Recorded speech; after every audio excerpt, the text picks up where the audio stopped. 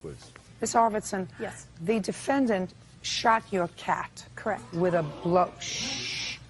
bow and arrow. Correct. The cat was treated, but unfortunately died as a result of the injuries. You want the defendant to be responsible for not only all the vet bills, but also for the pain and suffering of your family and for punitive damages. Mr. Filer says that he mistook your cat for a raccoon. He did, in fact, shoot it. It was on his property when he shot it, and he doesn't think he is responsible.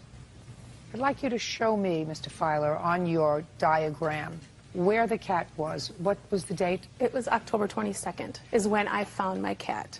I believe it happened October 21st that evening. And it was an outdoor cat? Indoors and outdoors. He was declawed and fixed. He was both indoor and outdoors. How long had you had him? 7 years. He was a gift to my daughter, Abigail, when she turned 6 from my sister, Sarah. What kind of cat? It was all gray, just a farm cat.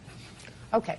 Go ahead. Okay. When I first saw the cat, which I thought was a raccoon, I had a dumpster sitting here. It was a construction dumpster, which was there because of our shed that was just in the process of being constructed. I pulled in the driveway. This was 9:30 at night, so it was dark out. I pulled in the driveway with my wife and some of our kids, and I saw what appeared to be, well, it was eyes over the tarp that I had a deer hide. I shot a deer the day before with my bull, and I had the hide wrapped in a tarp, waiting to go to a Hides for Habitat. They make stuff out of the proceeds, go back into the environment. I saw eyes over a tarp that was rolled over, that was approximately 20 pounds. Hard for me to see a cat without claws rolling that over. Anyway, in my mind, I saw a raccoon. I stopped the car about here. I walked in the side of our garage door, through the house. I grabbed my bow, out the front door and around the back. And at this point, the cat was right here. At this point, I still appeared to be a raccoon. All I saw was a dark silhouette. I'm a proficient shot. I took the shot. I hit it. I heard a real gut-roll growl. It did not sound, I mean, I went to work the next day. One of the guys there, I told him I finally got the raccoon I was telling you about. At that point, I still believed I shot a raccoon. It ran this way, the arrow intact.